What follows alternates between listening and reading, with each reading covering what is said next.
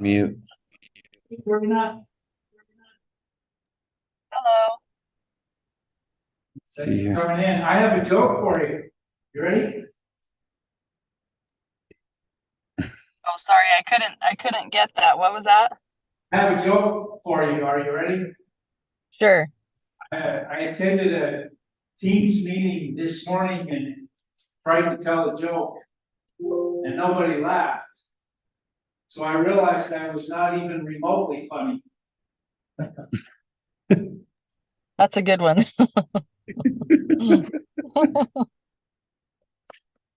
That's good. Oh, sir. Oh, yeah. Oh, man. I go home now. Good to see you, Nick. You as well, sir.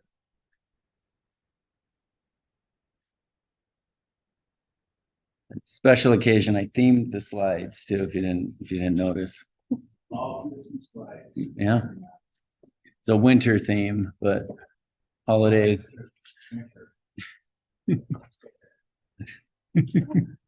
No, I tried to find a Christmas one and I couldn't. And so that's the closest I could find without like really searching, Yeah, it's only working so much. Yeah.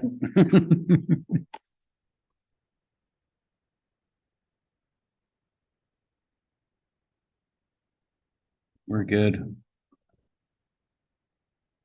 We will call to order the Emergency Planning Commission meeting for Thursday, December 21st, 2023. Recognize Mayor Jacobson visiting and Nick, it's nice to have you. And we're grateful for the city staff always with us, Taylor and Levi. And we'll do roll call. And the attendants tonight are myself, Gary Mansell, Brett Swenson. Karina, do you want to chime in there? Karina Brown. Thank you. And can I get general consensus for approval of tonight's agenda and last meeting's minutes? Those okay with you, Karina?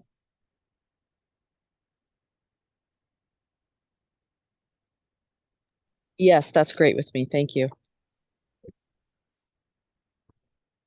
Start with item number 1, workshop accessory dwelling unit ordinance review. What do you want to add to that? Yeah, I'll give you just some background information for this one. Yeah, so it seems like we talk a lot about our moderate income housing plan. It's a big focus within our general plan, and recently it's been 3 years now, the city adopted an accessory dwelling unit ordinance. Last year, strategy of our moderate income housing plan was added to create or allow for and reduce regulations related to internal or detached accessory dwelling units in residential zones. If you remember, we have to verbatim, that's the strategy. But really, it's focused on looking at just reviewing our ordinance and seeing if there's any barriers to developing accessory dwelling units. Maybe there's something there that we can adjust as a city. So the specific action items that we identified in the plan was to track accessory dwelling units, which we've done, and research barriers to building ADUs and consider amendments to the ordinance. I'll just go over some kind of initial thoughts. We can go into this as as much or as little as the planning commission would like, but first of all, just looking at what we've seen, the permits that have come through since the passage of the ordinance, we've had 5 permitted detached accessory dwelling units and then 9 internal ADUs.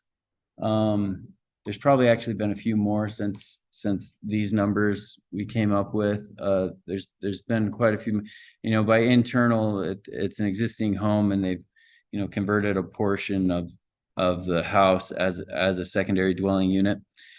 but the current ADU ordinance really is specific to the detached ADUs. We allow the internal as 2-family dwellings everywhere in the city. And if it's 2 dwellings on one parcel, that's what it's treated as. But we do track it, for the state as an internal ADU. There have been a couple of code amendments since it passed. One thing was taking out a restriction on short-term rentals. Previously, we had a restriction that you couldn't have short-term rentals in accessory dwelling units. That was taken out. And then the impact fee structure was changed. It was reviewed to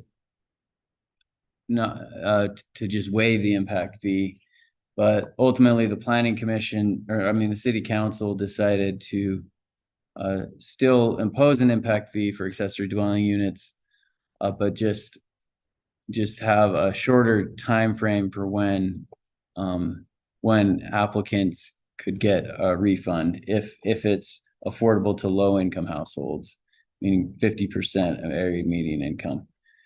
So rather than taking 5 years, they can do that in 3 years. So that was those have been changed, but there really hasn't been a change in the pace of permit applications. These are just a few examples of what we've seen come through. There's kind of been a variety of different applications of accessory dwelling units. The one on the left kind of looks like a normal single family home. When I saw it come through, 2-car garage, but it's just under 1,200 square feet, which is the maximum. And so, yeah, they could build this. And, they looked into even subdividing their lot, but because of the zoning and everything, they couldn't do it. But they could build this, and it was, so they built that one. The one in the middle is smaller format. There's actually, I believe, 2 levels. And overall, I think it's like 900 square feet. So like 450 square feet on each level. That's just the front view. The side view is, is kind of longer. So it almost looks like a townhouse style, but just, one unit in the backyard. And then we saw a couple kind of similar to the one on the right. This one was one that was permitted, the one on the right. And we've had a lot of conversations with people that are interested in this type of application where they want to build a shop or a garage and then build a unit above that. This is a large one where they the shop itself, I think, is something like 3,000 or 4,000 square feet. It's on a bigger lot, but the living area for the accessory dwelling unit is just under that 1,200 square foot threshold. So anyway, it's just kind of interesting to see kind of the different applications, but we haven't seen a slew of applications. And so, one might think there's some barriers within it. There's a lot of barriers to building accessory dwelling units, not just our ordinance, but our ordinance is something that, we have control over. There's things like the market, lending, whether you can get a loan for it, whether, they want to be a landlord on their own property. That's kind of an issue, but we, it's worth looking at our own ordinance to see, okay, are there barriers, and do we want to see more than just 5 within 3 years? Really, we're talking a couple of applications a year on average. I think we saw 1 the first year, 3 in 22, and then just 1 this year. So that's kind of what we've seen for ADU so far. Just a quick, before you change the slide, does Yeah. that garage count on the square footage? No, so it says in the ordinance living area. So I've interpreted that as staff as Okay. not the shop space, the garage space. It's just the living space. So yeah, the one on the right like I said, it's got like 4,000 square feet of shop space, I think. And then 1,200 square foot ADU above. That's the living area. How high is that middle one? That- I don't see the height of the primary. It didn't. They had to change it though. They proposed something higher. So that actually comes into play here. We have had a few where that's been an issue. Because there's a lot of one-story homes in Nibley, and there's a lot of, as I mentioned, there's a lot of people, if they do want to do an ADU, they'd like to do a garage, sometimes like an RV type garage, and build it above that. And that's higher than the home. So there have been a few that haven't been able to make it fit because of that restriction on the height, you know, in relation to the home. So here's just some potential ordinance changes to think about with ADUs. I'm not at this point, you know, not necessarily advocating for one or another, but just for the sake of discussion. So the current ordinance requires that the owner of the property or a close relative, we count that as an owner, they reside on the property, whether it's in the ADU or in the primary dwelling. We could remove that requirement, and what this would do is allow for, you know, those investment properties to add an additional dwelling on their property. There's kind of an issue, it's kind of a barrier for a lot of people where maybe they don't want to be a landlord on their own property. They're okay with it, or they want to keep their own yard and their own space on their own property, but you know, they're willing to build an accessory dwelling unit on an investment property. I think one of the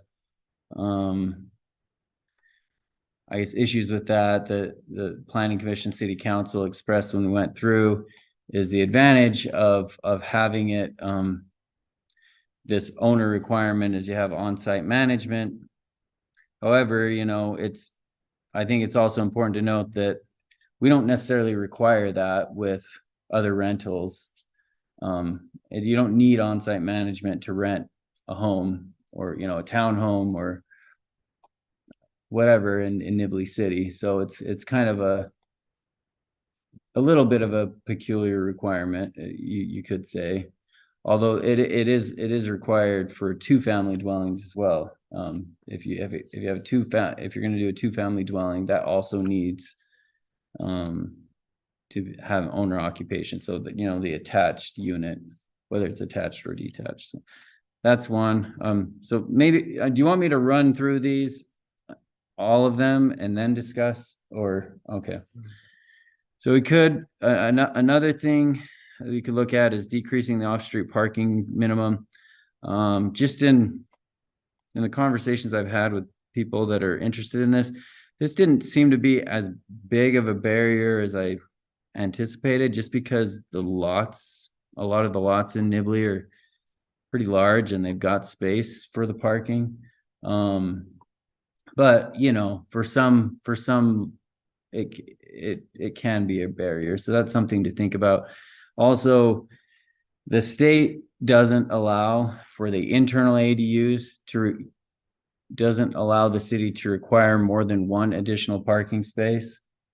And so for 2-family dwellings, we actually only require one additional space, but for detached, we require 2, which to me doesn't seem like, it seems like those should be the same. So we could consider just requiring the 1 additional parking space rather than the 2. That's just something to consider. And then, you know, an ADU is only allowed on a 1-family lot. You could open it up a little more and say it's allowed on a 2-family lot. So even if they have an internal unit, you could allow the ADU in, you know, in the rear of the property. Something to consider. Again, I think, you know, sometimes people, if they're using it as an investment property, they might want to maximize that investment, and they may have the space to do that. There's this restriction on the installation of separate water meters. Again, I don't know if this one's a huge barrier, but I did hear one applicant say that he would like to separate the water meters for building an ADU, just to have the utility separate. So that's something to think about, you know. Is the sewer also required in the same? Yeah. Yeah, sewer and water, yeah. Yeah, so I mean, I put water on there, but yeah, so could consider that. And then, you know, we can review the setback height requirements. I already mentioned that issue with, ADUs can't be more than 2 stories, but they also can't be taller than the primary dwelling. And that has become an issue for some of them that people have wanted to build, particularly when they want to do the garage with the ADU above.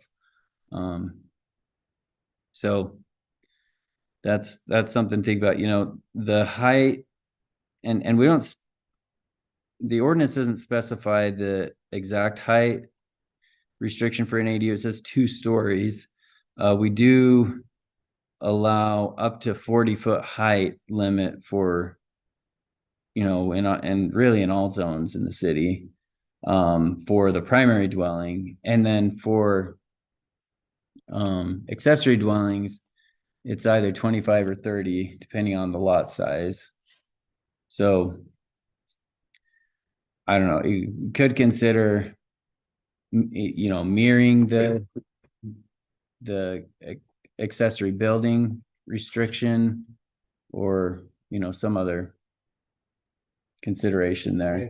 I thought the only restriction we put is it couldn't be higher than the primary residence. Yeah, and it can't be more than 2 stories. So you couldn't have 3-story, but 40 feet. potentially. Well, that's actually not true, because the ordinance also says that everything in the accessory building applies. So we actually consulted our attorney. I'm not sure if that was intentional to apply it, but everything that's in that accessory building code applies in the accessory dwelling unit as well. So that includes the height. So technically it's 25 or 30 feet, depending on the size of the lot. And that did come into play with, a couple of the applications. So another consideration is to decrease the minimum lot size. It's currently 12,000 square feet to have an ADU. You could make the argument that you could fit one on an 8,000, 9,000 square foot lot potentially.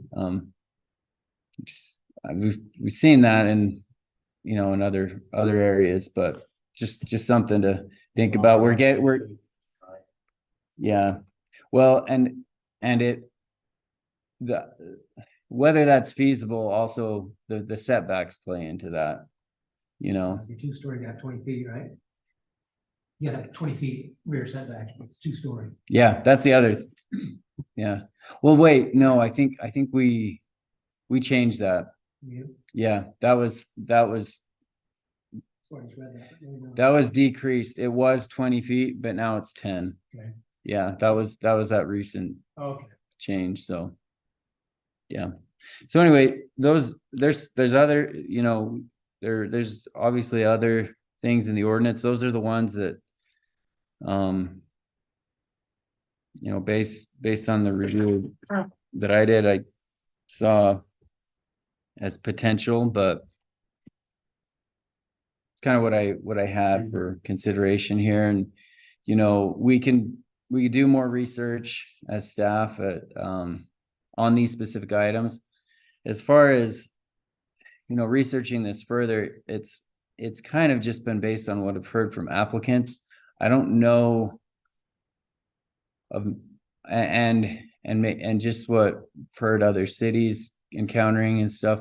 I don't know what other outreach to do.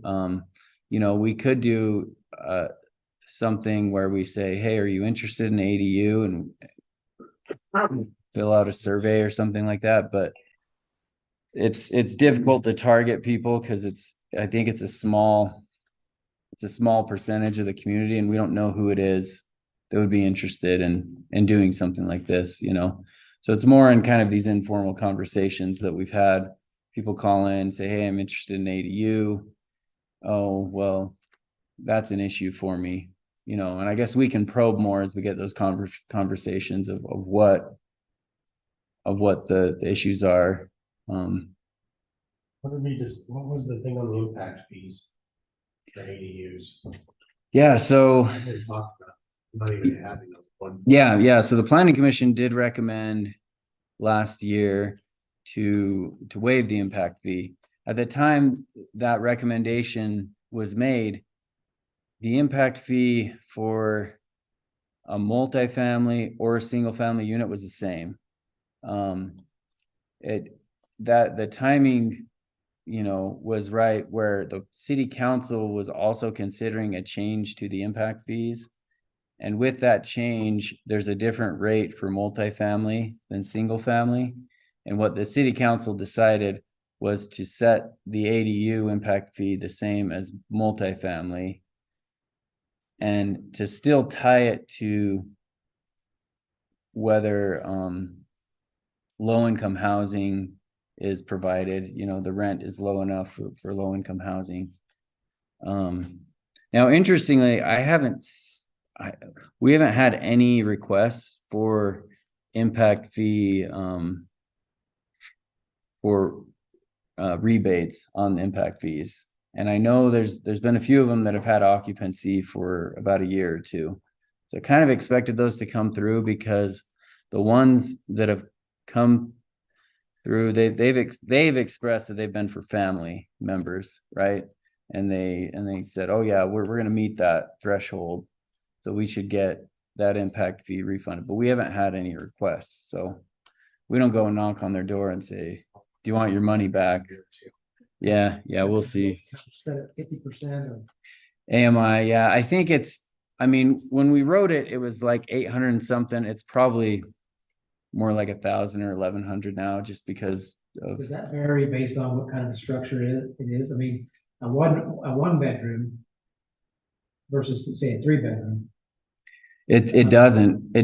It's just a formula that's based on, you know, HUD's guidance on area median income. It seems like it makes sense to the allowance to be higher for the 3-bedroom, because You could, yeah, we could make it more nuanced. The thing is, we haven't even had a lot of interest in that. I thought that would be a big deal. I mean, our impact fees aren't cheap, you know. Yeah, what is it for an ADU on a multifamily? I mean, I still think it's 11 or 12,000, because our impact fees went up. Although the multifamily rate's lower than the single family, the impact fees were raised quite substantially. So really, the current multifamily is similar to what the old single family was. Yeah, see, I guess my only struggle with that is, that seems like that's one of the biggest hurdles to have. I mean, that's a huge expense right up front. And they're on the exact same parcel, which is already collecting. And I mean, yes, yeah, I know originally, I think we said we're gonna add the impact, so Yeah. there should be something. Yeah, well, I mean, But if they're not on separate meters and stuff, if the planning commission would like to, you know, make another recommendation to remove that, you can do that. I will say, because we have to report to the state every year on our progress, and we have to demonstrate that we're making progress on at least 3 of our goals. And it used to be that it used to be that there was really no teeth to that. And then a couple of years ago, they said, okay, we're going to tie that to funding for UDOT projects for the Transportation Improvement Fund. And then last year, and this is in effect, this, you know, in 2024, we actually will start getting fined if we don't make progress. And for that particular goal, they determined that we weren't compliant because we had the goal of removing the impact fee. And, you know, in the report, we said, okay, this is what we did. This is how we addressed it. And they said, not good enough. So they didn't count it, but we were still compliant because we had enough other goals that we were. Yeah. So anyway, You just count just that. just something of note, you know, that Like, I guess we it have. wasn't good enough for the state. I guess we just have to decide, as I see it, is, does the city value ADUs or not? And if we do, which changes should we make? If not, if we're okay with keeping that low, because we don't like them, Mhm. then we stay the course. But if we feel like there's value in that for these purposes, then I think we tweak it a little bit. Yeah.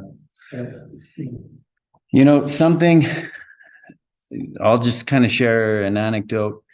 And this is internal ADUs, but I didn't realize they were doing this until recently. But in Nibley Farms development, there's 7 units in there that they're built in with internal accessory dwelling units. And I think both of you were at the Cash Summit. They mentioned that the lending has changed where they count that as income toward the loan, you know, paying off your mortgage. And I've heard anecdotally from our building inspector that these are people that couldn't necessarily, without the accessory dwelling unit, they couldn't necessarily afford that mortgage on that home, you know, because home prices have gone up so much. But they've got a 2-bedroom unit. The way they built them is they've done, you know, 2-bedroom apartment above the garage, and they have a separate entrance. They have like a separate stairwell that goes down, and there's 7 of them in that, you know, subdivision of 60 something homes. So I mean, you see there's kind of a demand there, and it could, to me, it addresses a couple of needs. It makes it feasible for people to get into a home that couldn't otherwise, you know, own a home, and it provides a unit that is probably more affordable to people than, you know, most of the housing stock in the city. I mean, I don't know what they're charging rents there, but Another thing I think it would provide is, when they go to retire and they're not quite ready financially or cannot because of whatever, that helps them stay in that home longer. If they have income with either a detached or attached ADU. You know what I mean? Yeah. I can't retire now because I can't afford it, but if I had that, I might be able to retire and stay in the home. I don't know. Yeah. I think it's not a benefit to it, I guess. Yeah. It's Some years ago, about to remove the order occupation and rent requirement.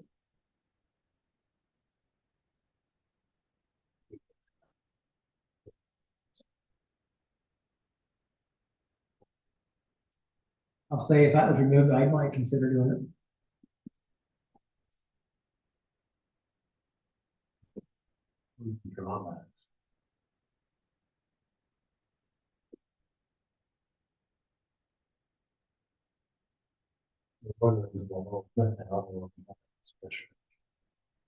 Having on site means when you've got that. I get that. No, that's one of the reasons we kept it that way. I guess it'd be different if it was 2 or 3 or 4 units on a property that you're not on site, if it's just 2 units. And I mean, you're already maintaining the one, it's not a big stretch to maintain 2 off-site.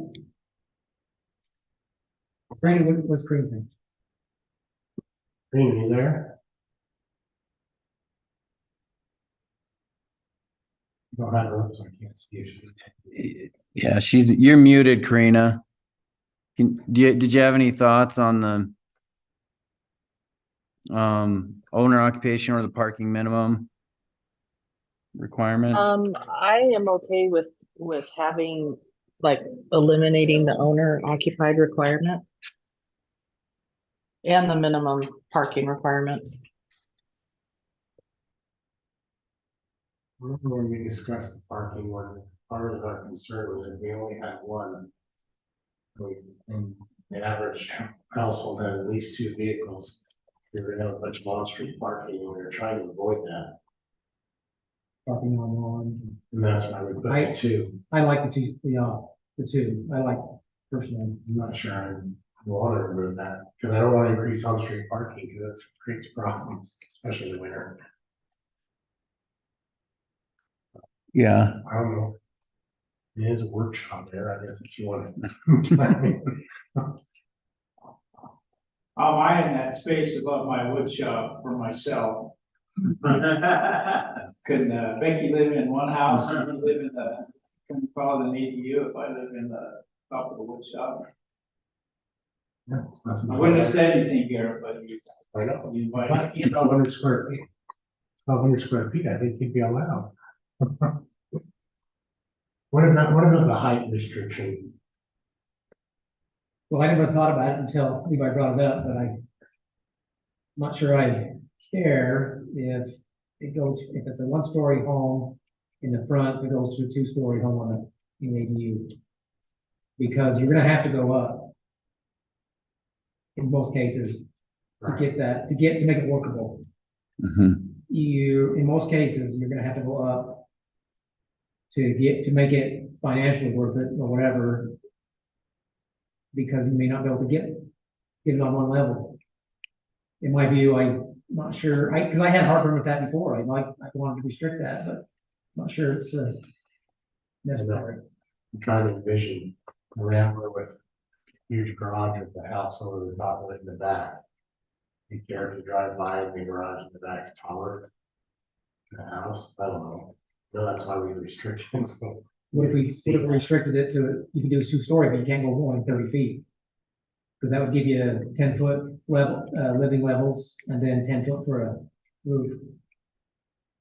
You set it at 30 feet for ADUs. I mean, that'd be simple to administer as well. That's the other comment I'll make is it's been more difficult to administer that than I anticipated because there's properties with different elevation. And so it's the height of it, which we've interpreted as the height, the same elevation, right? Not from the ground, but the same elevation level. So depending on how the property is laid out, there's properties on hills. It's been a little bit difficult on some applications to determine exactly where that is. I'm not a contractor, but maybe with 30 feet meet most needs for a two-story. I think so. I mean, it might not meet the need for someone that wants to do an RV parking with Yeah. the ADU above. And they'd have to split it so that part is higher than. But I would think you could do a normal garage with an ADU above and 30 feet. That seems to be, I think that's a reasonable. Yeah, I think I'd be okay with that too. I don't know, which setbacks would you want to loosen? I feel like we already loosened one. I don't know if I want to loosen. Yeah, let's maybe, I This is 10 feet on all sides now. think it is. Yeah, let's look at it real quick. I mean, that one might not be, it makes sense, but probably. I'm not sure I want to change the parking, to be honest with you. I don't want to create more on-street parking. I don't want to we did that.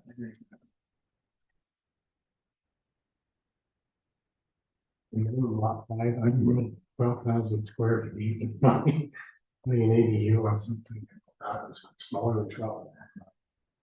Yeah. You put a house behind your house. Above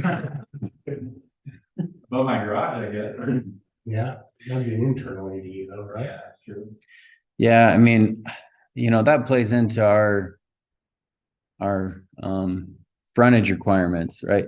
Because a lot of homes not in Nibley, because most homes in Nibley have 100 feet of frontage. But if you've got 70 or 80 feet, some of those have deeper lots and you can maybe fit something in the back.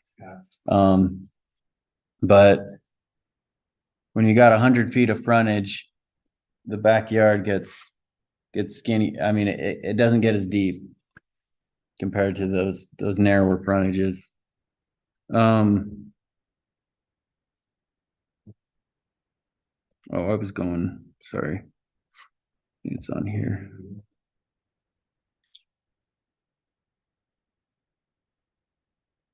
Thought we spelled it out in here.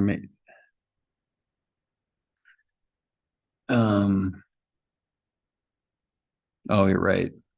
Oh, no, I stand corrected. There is still that 20 foot for two-story detached. Yeah, I know it was discussed, but I couldn't remember where it landed on that one. The side yard was reduced to 10 feet, but the rear yard is still 20. So that one could be a bit of a barrier too for some of these, I think. Yeah. Especially if it's a third of an acre. 20 feet is a good chunk of that backyard. I think the reason why we wouldn't just make it 10 feet on all sides. Right.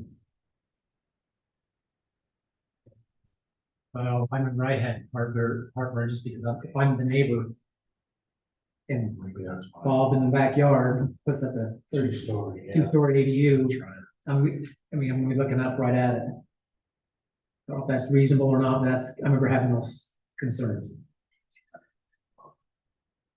The 10, Maybe we say 10 feet for a 1-story and 20 for a. well, that's what we say now. Oh, is that okay? Mm-hmm. Yeah, so they could still do a 1-story, 10 feet. Okay. It's just, honestly, I've heard, I was surprised, but I've heard more demand for the 2 stories with the garage, because it seems like it's common that people want to build a garage. They've got all these toys or storage or whatever. They want this detached, accessory building, and they can make it worth it if they could just put a little apartment above it. Well, what about the square footage of the rear yard at 25%? What if we increase that to like 40? Yeah, that's another one. It doesn't come into play that much on most lots, and especially with all the setback requirements and everything. It could. Percent is not very much. Yeah. But we also don't want, But the square, you're already limiting the square foot to 1,200 square feet. it's true. Most rear yards are gonna be. I mean, I guess if you add up, if they have other buildings back there. But just the ADU itself is probably not gonna be more than 25% because of that 1,200 square foot requirement, Do so. other structures come into that? They do, yeah, because on the accessory, and I guess it's not very clear in this section of code, but in the accessory building ordinance, it does, you're supposed to add all that up. Yeah. Honestly, that rarely, if ever, comes into play. People have big yards. And the reason why it typically doesn't is there's already limitations on square footage of accessory buildings based upon the lot size. And if someone has a half-acre lot, they've got so much space back there, and then they can go to 2,000 square feet. If you got smaller than that, you're at 1,000 square feet. So unless you have like 3 buildings, once you get to that third building, you're typically not meeting that square footage limitation, that 25%. Hey Garrett, sorry, can we take a quick break? The battery just died. Oh, And Yeah. for some reason it's not charging. It's plugged in, but it's Plugged in. Weird. Where? Oh, that's not on. Okay. Should Here we go. Sorry about that.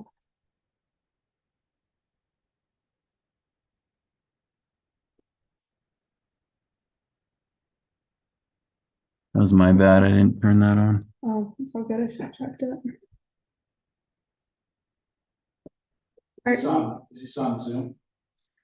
Yeah, So people there. yeah. Yep. We're good.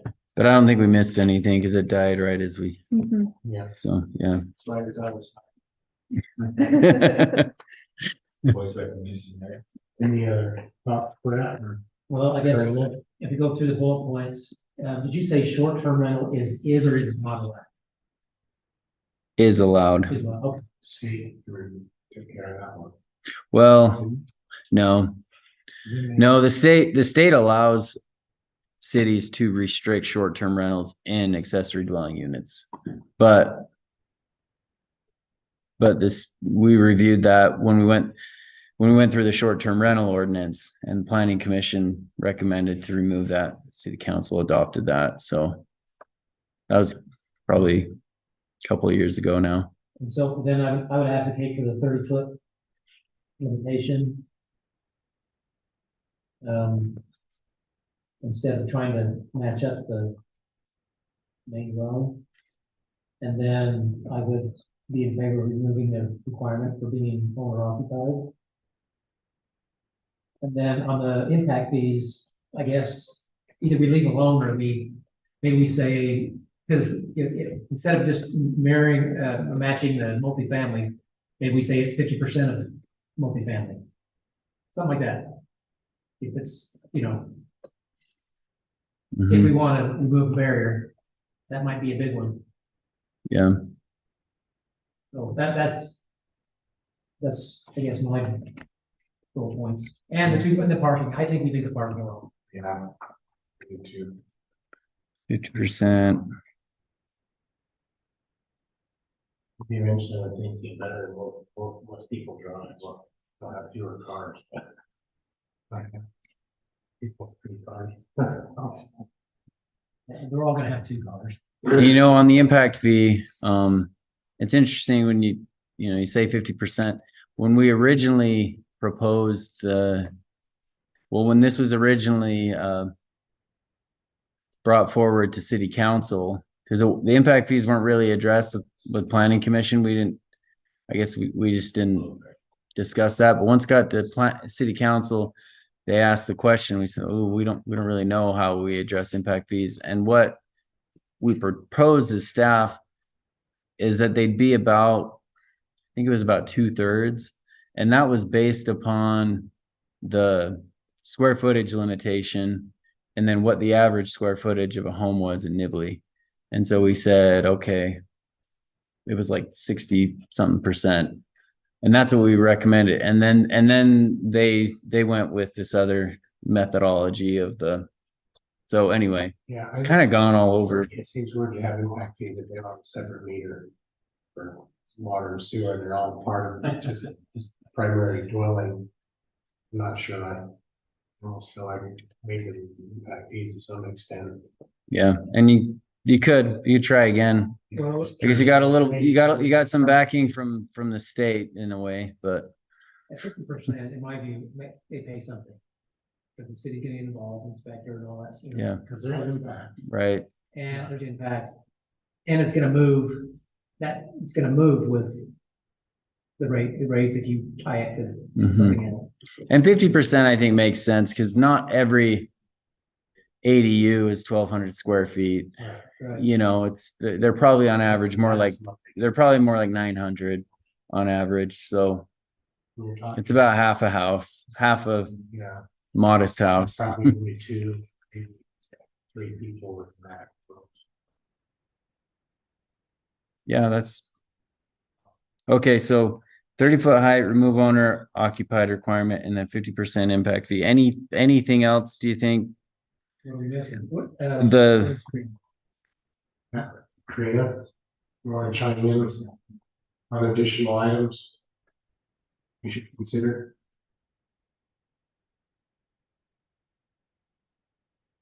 You there, Karina? You're on mute.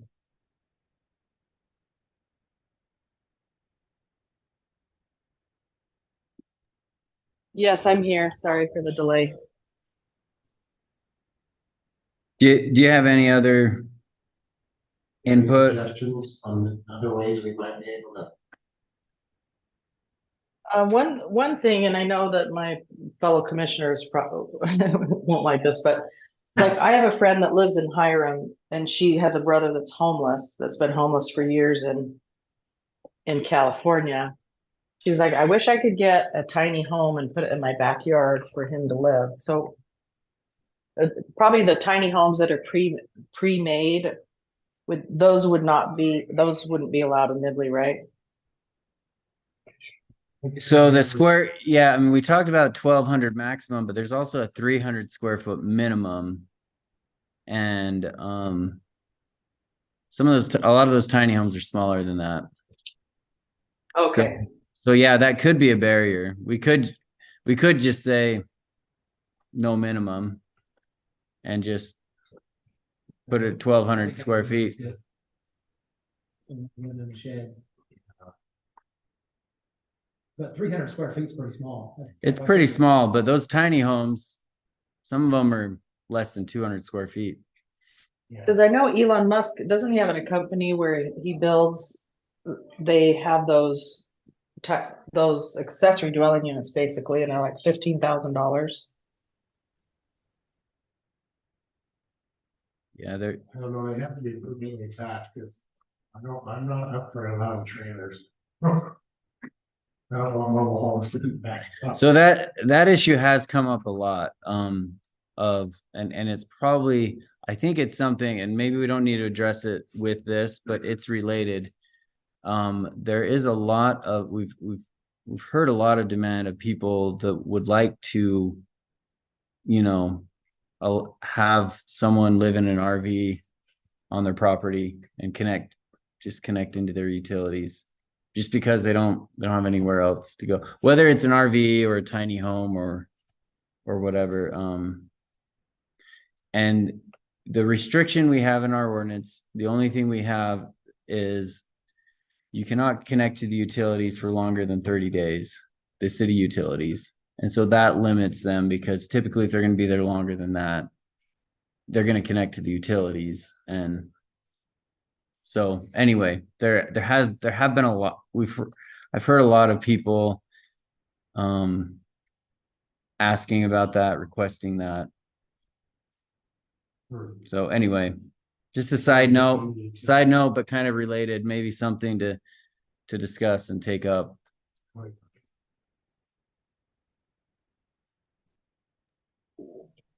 Yeah, interesting, because like on Hollow Road, in the county, one of our neighbors, they had their relatives living on their property because they were waiting for their home to be built. And they were living in an RV.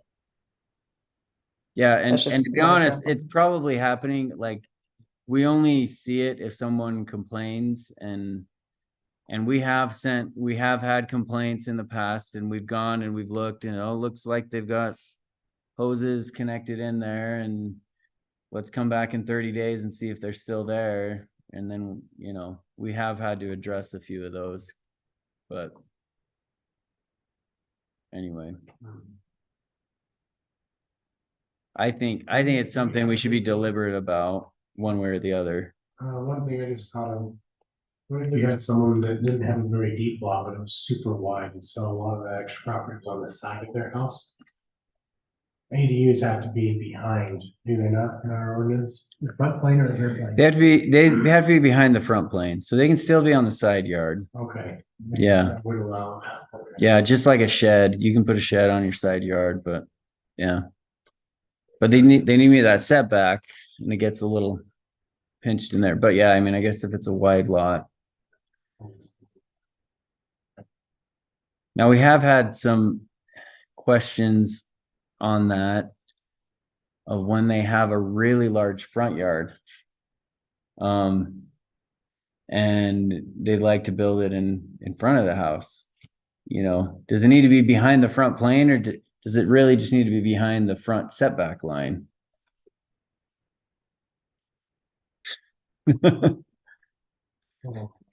This is why you have quite a force space there. That's just, What don't we want? I've heard some people ask about that as well. ADUs or barns and other. Both, yeah. How many, I mean, how many lots would we apply to that you have a home? It sits so far back from the road. There are houses on all road like that. There are lots that sit way back from the road and then they're up against the brow of the hill. And they'd like to put a barn, you know, between their house and the road. Others have done it in the past when it was legal and now it's not. They can't build a barn on a 2 or 4 acre piece of property. Jared, you know where the pig pen is, kind of back behind your house, where they have those pigs in the summer? Can't remember what south it is, Probably build these. but all those houses, I mean, all those houses work as you go from behind your house, right, towards, I mean, they're all set way back. Quite a ways, almost half acre lots. Well, I think that's a separate topic. Yeah, barns like But- ADU, but if it is an ADU. But for an ADU, for some lots, it's a barrier because they've got their house clear in the back and they can't fit it behind. I guess what I meant to say is it's a separate issue if it's not an ADU. Yeah, you're right. Um, You're right. but I think there ought to be, we gotta look at that one. See, I mean, if you got 200 or 300 foot of frontage, setback on the front. I think we've gotta be doing something there. I think so too. Yeah. So, I mean, we put the conditions that it had to be similar to primary residence, right? Color scheme and all that stuff. no, We would put some- that was taken out. That was Maverick. No, I'm talking about the ADUs, like when you build an ADU, yeah. Oh, I don't know that. I didn't know that. You have a home and then all of a sudden you gotta put some purple thing in the back. That was in drafts, but it was taken out.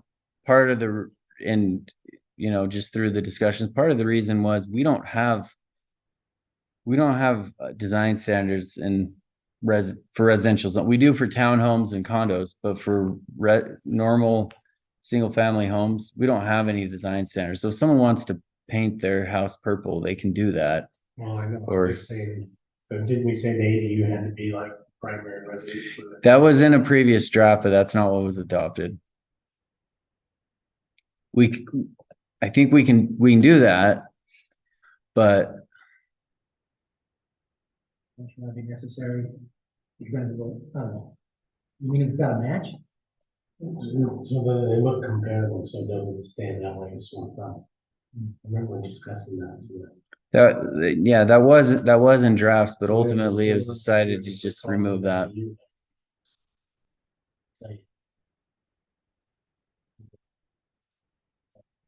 They matched. Look, Maine's house is ugly. You just want to Oh, yeah. You're assuming it's a nice house. Yeah. Huh.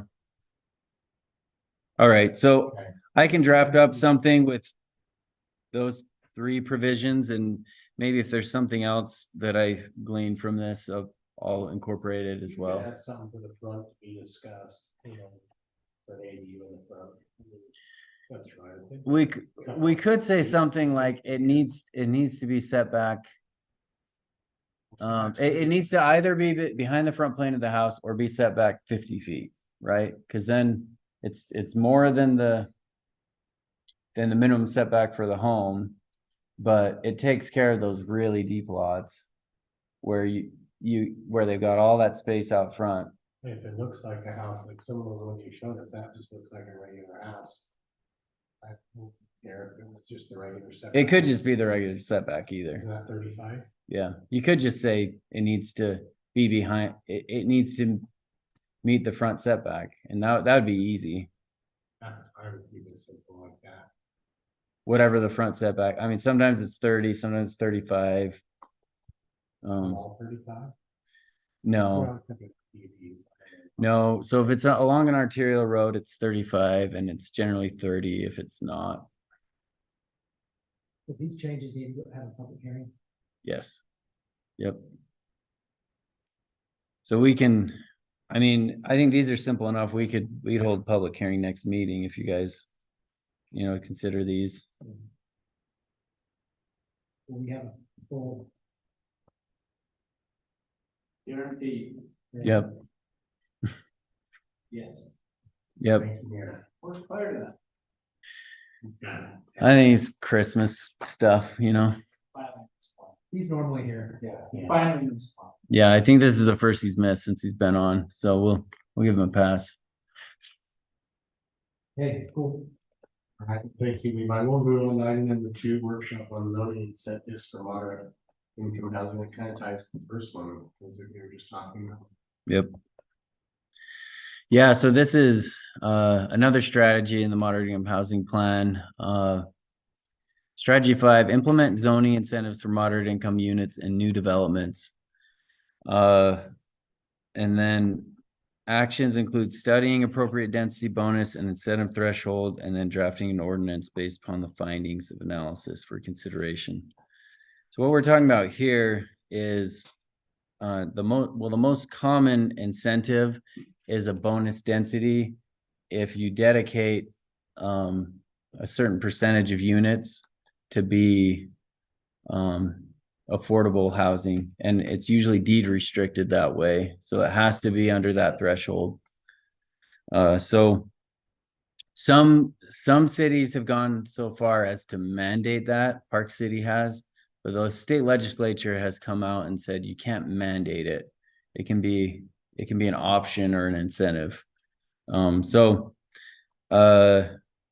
is pretty good. They went up one of Yeah, Hebers is really strong, and they have a huge issue with this. They've had it with workforce housing, with their proximity to Park City and everything. But yeah, I sent out a just a question to the listserv for American Planning Association, the Utah chapter here, and got some good responses, and that's what's in the agenda item report there. So I'll just go over just highlights of those different ordinances just to think about. Uinta County, I kind of like this one. It's pretty simple. But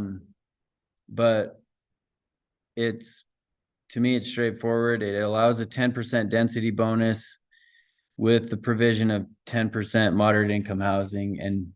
And I think across the board, moderate income housing was defined as 80% area median income and below. Yeah, that's like all of these. Now, I didn't put it in the staff report, but I will say something a little bit about Salt Lake City. There's a little more nuance.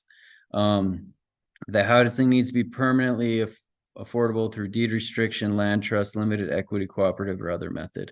So there's pretty straightforward. Oh, and it's a county ordinance, so they specify that that's in urbanized areas, whatever that means, in Utah County. I mean, not Utah, in Uinta County. So, out in Duchesne, yeah, what's that? Those little, I mean, really not Vernal, because Vernal's incorporated, but there's a few kind of urbanized.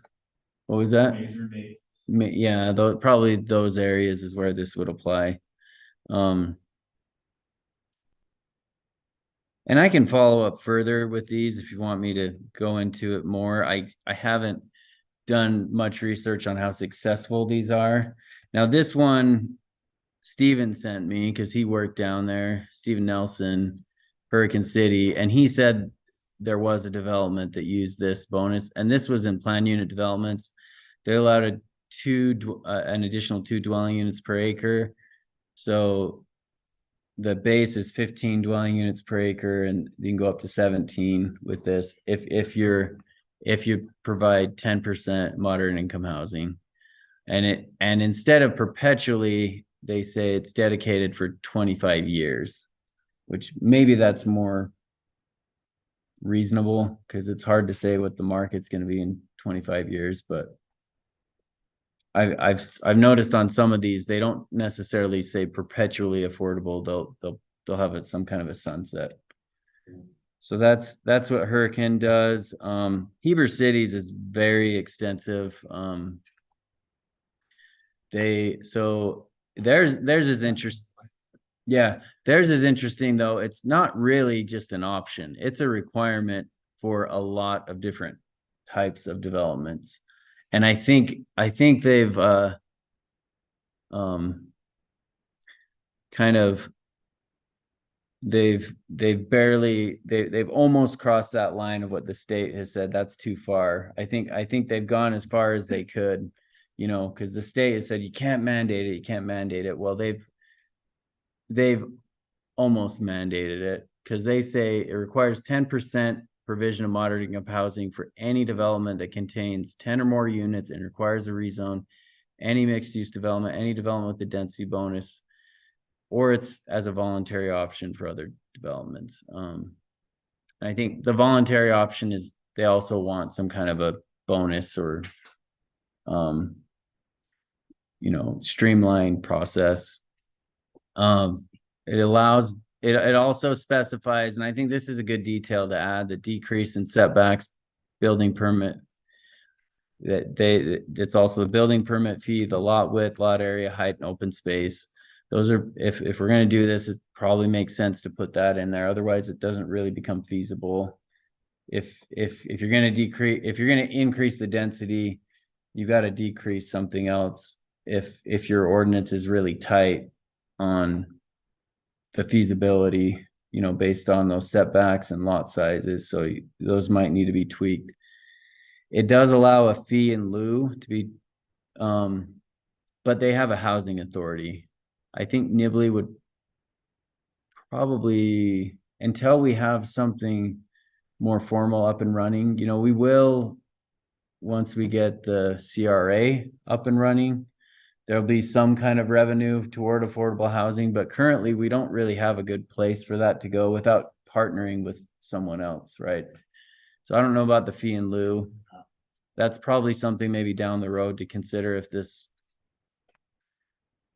but anyway, they do require a development agreement, and they, detailed provisions that spells out the allowance and requirements. So anyway, Heber's very, very extensive ordinance there. Are there any cities in Cache County that are doing that? Not that I know of. I don't think so. So I guess not my problem with it is, I can't tell you how many people have citizens have told me they're freaked out about this high density coming in down just over here, everywhere. I feel like, and I know it's just anecdotal, but I think that the average citizen is tired. They're nervous and they're seeing it and feeling it. And so, and I see the examples of Heber and Park City and where else? Well, Uinta County, they're really different scale. Hurricane, it's just who responded to me, and they're all over the map, right? Hurricane City and Heber City. So, I mean, I think Heber definitely has other issues with affordability because of the resort nature. Hurricane also has some of that with tourism. Uinta County, they're more rural than we are, but I guess my concern is, is this right for everybody? yeah, I don't know. That's all everybody else is doing. I think the advantage to doing it is and not necessarily mandating it, but having some kind of an incentive is then you have a certain percentage of units that is affordable to the workforce. Like currently the way the market is, like it's hard to get anything market rate, We also do that, so in a simpler way, a deed restriction or maybe a waiver. So if you do, let's say if you have a 50 lot subdivision which you're building in, and you put 10 of those, you get a deed restriction under affordability. In that case, do we do a waive of fee? that's another option. It doesn't have to be a bonus density. There, you could have other incentives, but that's the most common.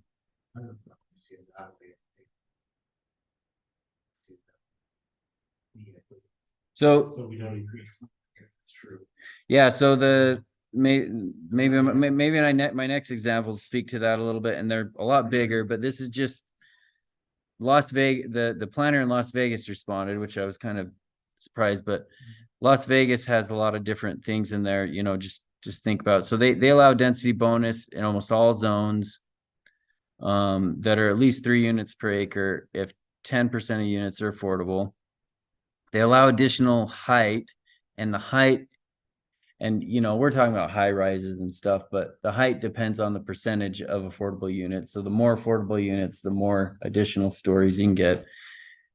They do, within their ordinance, they waive development fees for projects with a high percentage of very low income units. So we're talking 30% and lower. So they're trying to target that group that's vulnerable to homelessness, right? That's kind of their last option. So they have that codified, which I thought was interesting. And then housing needs to be dedicated for affordable for 30 years. And they do go into detail on the design of the units, that they're similar to other units and they're clustered throughout the development, not concentrated, which I thought was also kind of a good provision. Salt Lake City, this one was actually in the news, but they didn't respond to my email, but but Stephen kind of pointed me to them, and then I saw the article in the news. So they just passed this provision, which it's funny. The headline I read was that they basically abolished single family zoning, which is what some cities have done. Well, they didn't quite go that far, but they did say in single and 2 family zones, you could have a 3-plex or 4-plex if 50% of it's affordable. So it incentivized that, and it did allow really everywhere through the city that something more than just a single family home, with as long as they provided that. So anyway, and then in multifamily zones, they allow additional height, and that depends on providing affordable housing at various threshold levels. So it's a lower threshold if it's a lower income. So for example, if it's like 30% AMI, you only need 5% of the units, but if it's 80%, you need 20% of the units. So they were a little bit more nuanced on those percentages on what you need to provide, which I thought was kind of interesting. And then they also streamline the design review process. So, and in Salt Lake City, a lot of these projects take a long time because it takes a long time to get on the planning commission agenda, and then it's just more costly that way. And so they said, well, if you provide these, it's a staff review. And so they kind of incentivize it with streamlining the process. So that's another way to consider incentivizing it. So really, I think you can look at density, you can look at waiving impact or other fees. You can look at the process. I mean, there could be other, you could look at things like open space, maybe allowing less open space. There's other ways to, which that's probably not very popular either, but there's other ways within our code that you could incentivize it, things that are costly to developments that you can think about. But the most common is a bonus density. So anyway, I don't know what. Right. Well, it has for subdivision. I think in some cities, and I don't think we have they have a long design review process for building new, residential units, and we don't really have that here. So you're right. There's probably not much we can do there unless we want to. I want to be a waiver of fees. That'll be.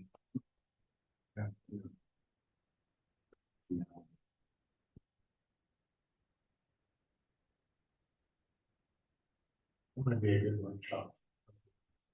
City council together.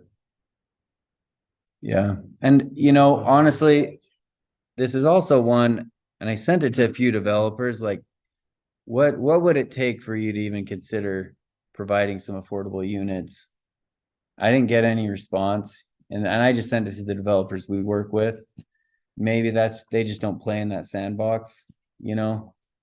So maybe I need to reach out to some developers who have a little bit more experience with making projects work that have these kinds of units mixed in, if we want to, you know, go that route, but anyway.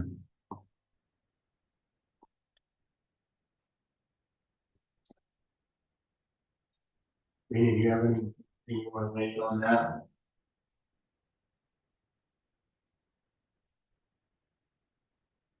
Did you hear that, Karina? I didn't hear about. Do you have anything you want to weigh in on, anything you want to weigh in or thoughts and stuff on the incentives for moderate income housing? Levi's been talking about.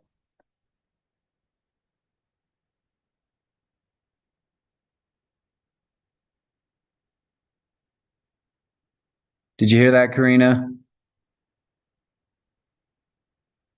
It was kind of echo, but I'm in a better spot now. Can you please repeat that? Sorry. I was just asking if you had any input on the item number 2, the zoning incentives that Levi was discussing. No, it all sounds good to me. What Levi's presented. Right.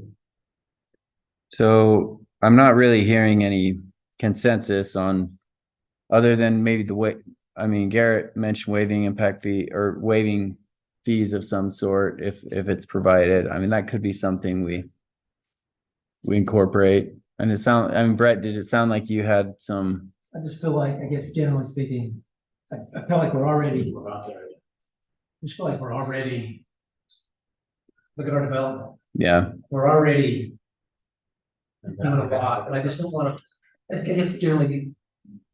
Just don't want Nibley to be the only one with everything on their back, yeah, trying to deal with this. yeah. It could be a timing, It it could be a timing issue. Maybe it's something we revisit in 6 or 12 months. Yeah. I just want the citizens are sort of, they're like, okay, let's calm down a little bit, let's I get it. pull back on the gas pedal just a little bit and just catch our breath. And a lot of these are 2 years ago. I Yeah, haven't even built yet. yeah. Now, I think the state is going to put more and more pressure on us. I don't know if you saw. Well, we're not that big though, we're a class, 4. So far, they've treated all cities that are over 5,000 pretty much the same. Oh, that's fair. And we're there. So that's just something to keep in mind. This is a big issue that's statewide, and everyone's grappling with it. And I think you're right. I think that Nibley has done a lot to, and I think you could even argue we've done our fair share to try to address this issue, but it's not going away, you know, so. Like I said, right now, I mean, my take would be, if you do a restriction for formal roads, raise fee, doesn't change the development. And would you just waive the fees for those specific units, like the? Maybe, I don't know, you have to look at the numbers to see. Yeah. What makes sense. Waive or reduce, it could be a reduced fee or, yeah. Because, I mean, affordable units is practically impossible. Yeah, I don't know, I guess, Everything I've read was deed restriction, that seems to be how everyone's doing it. Not how much you're doing, you know.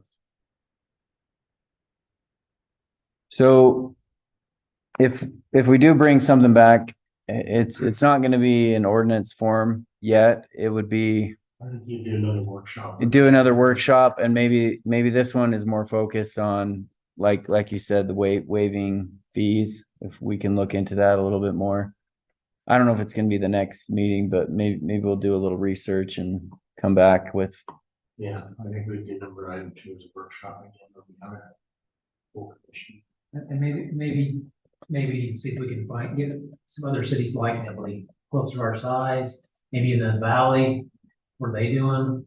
yeah, see, they're just not playing in that sandbox. They're just.